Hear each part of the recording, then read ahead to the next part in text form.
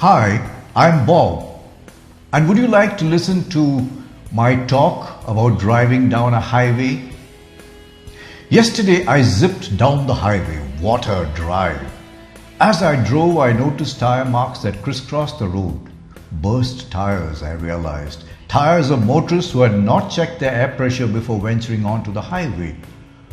I noticed that these tire markings veered onto the barricades on the side and spoke very clearly of major accidents in which driver and passenger had lost either life or limb. Tragedies which could have been averted if motorist had checked condition of tire and air pressure before starting on his journey. Aren't we all quite often doing the same? We travel down the road of life with bodies that are being misused, tanking ourselves with liquor or drugs instead of exercise, puffing at cigarette instead of building muscle, reading and seeing pornography and trash instead of filling our minds with thoughts that sustain. And with such worn out, under pressure, badly maintained bodies and minds, we trundle onto the road of life and suddenly find ourselves lying maimed and mutilated, with no one really interested in picking us up.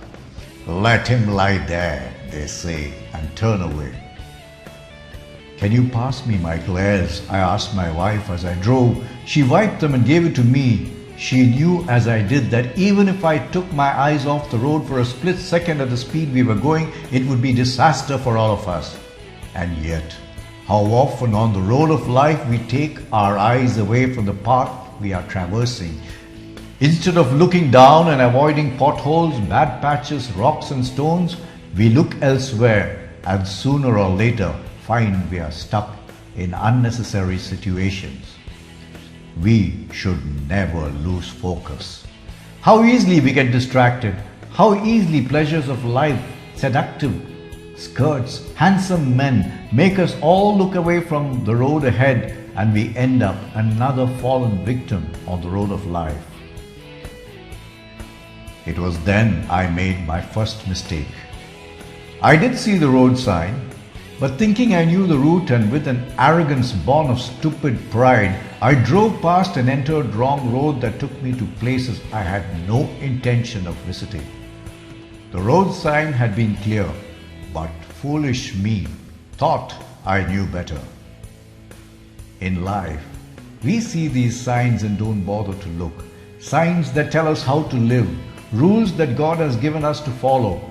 But with a I know it all attitude, we ignore these spiritual laws and drive on the road of life at full speed to reach some place we had no intention of going to.